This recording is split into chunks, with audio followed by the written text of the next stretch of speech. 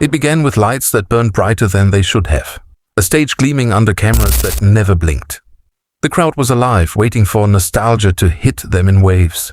3 women were seated beneath the glow, icons from another era who had soundtracked lives, lifted spirits, and reshaped the sound of a generation. The host leaned forward, cue cards trembling slightly in her hands, smiling too wide, speaking too fast. "Now joining us," she began, her voice a little shaky. "We have Charlene James, known to the world as Sugar, and DJ Jada Rowe, better known as Spin. J. Together they helped define hip-hop's golden age." The applause thundered, laughter bubbled up from somewhere near the back row. Sugar smiled graciously, her gold-rimmed eyeshadow catching the light. Spin J kept her head slightly tilted, calm but unreadable, a small smile playing at the edge of her mouth. The host continued, almost giddy. "We've known their music for decades, those classic hits that never left our playlists. I'm so nervous I'm literally messing up my notes right now because I'm such a huge fan." Laughter again, a perfect, easy rhythm. "So tell me," she asked brightly, "what does it feel like to be inducted into the Rock and Roll Hall of Fame?" Sugar leaned in first, ever the polished spokesperson. "It's incredible," she said, her tone smooth, practiced, warm. "Surreal, honestly. You never think about awards when you start. You just make the music, you live it. But to be here 40 years later, still loved, still recognized, that's something else." The host nodded eagerly. "And you, Spin J, you're the first female DJ ever inducted. That's historic." The camera cut to Spin J. Her smile held for half a second before faltering. "Yeah," she said quietly. "Historic. About time, right?" The host chuckled. "Absolutely about time." But Spin J wasn't laughing. "I've been reflecting on that," she said, voice lower now, words deliberate. "You know, being the first anything always sounds great. But when you've had to fight to even be mentioned in the story, it's different." A small silence. The audience's laughter died out almost instantly. Sugar's head turned slowly toward her bandmate, the smile on her face tightening just enough for the camera to notice. The host blinked, uneasy but intrigued. "What do you mean by that?" Spin J's eyes flicked to her.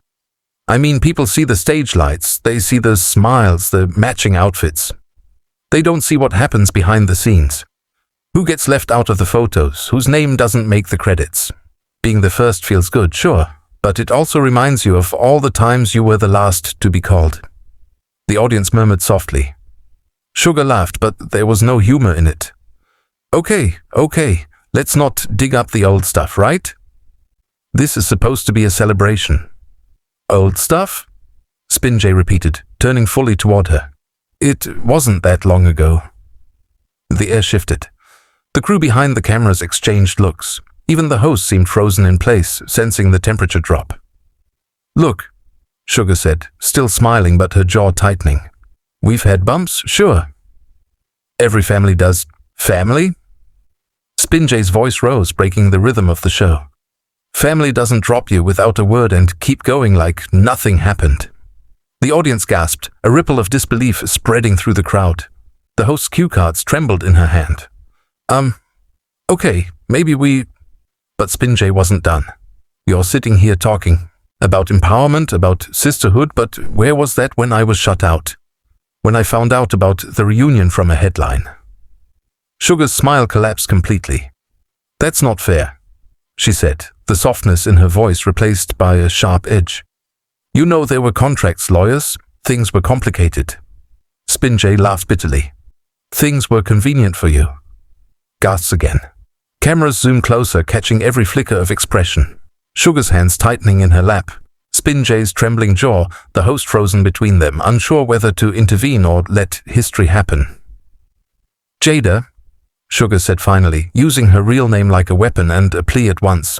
"You know me. You know I never meant to hurt you. But you did."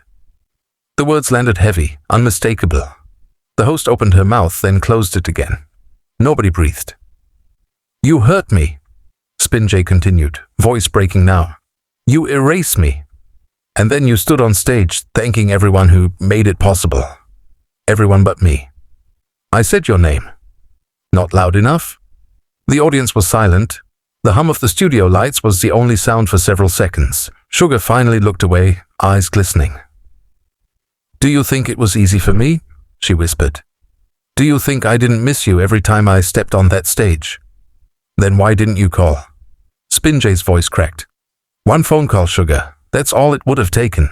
The host shifted, her voice tentative. "Ladies, maybe we can take a breath." But Spin J stood now, the mic catching the tremor in her voice. "You built this empire on sisterhood, on women supporting women, and yet you couldn't even face me. And now we're supposed to sit here and pretend everything's fine because it makes good TV?" The audience was caught between awe and discomfort. Phones were already up, recording. The host whispered, "We're live." Sugar rose too, tears threatening to spill. "I was scared, all right? Scared that you'd never forgive me. Scared that maybe I didn't deserve it." Spin J's expression softened for just a second before she turned away. "You didn't need forgiveness, Sugar. You needed honesty." The host finally stood, placing a hand gently on each of their shoulders, her voice trembling. "I think this moment right here is why your music mattered so much. Because it was real. Because it was about truth, even when it hurt." The crowd erupted in hesitant applause, unsure if they were witnessing healing or collapse. Sugar looked at Spin J, eyes red. "You're right," she said quietly. "You deserved more." "I'm sorry it took this long."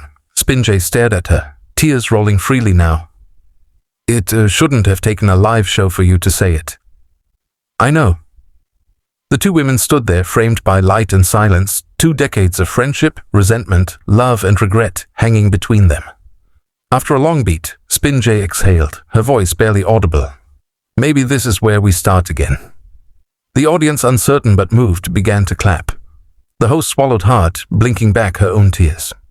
"This," she said softly into the mic, "is one of those moments you don't plan for. But maybe it's the one that matters most." Sugar laughed weakly, brushing away tears. "We've never done anything the easy way." "No," Spin J replied, managing a small smile. "We never have." As the cameras zoomed out, the studio filled with applause that sounded different now, slower, deeper, almost reverent. The host tried to close the segment, her voice trembling with adrenaline.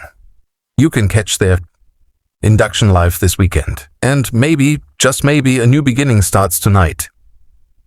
The theme music swelled. Sugar and Spin J hugged awkwardly at first, then tightly, both shaking slightly from the rush of emotion. The audience cheered louder, some standing, some wiping their eyes. When the lights finally dimmed and the broadcast cut to commercial, neither woman moved for a long time. The crew avoided looking directly at them, giving them space. The host sat back down, heart-pounding, whispering to herself, that was real. Later the clip would flood the internet. Hashtags would trend. Commentators would debate whether it was reconciliation or collapse. But in that studio, in that moment, it wasn't about PR or performance. It was about 2 women remembering everything they had built together. And everything they had broken. The silence that followed wasn't awkward anymore. It was sacred. And when the lights came back up for the next segment, the audience still hadn't stopped clapping.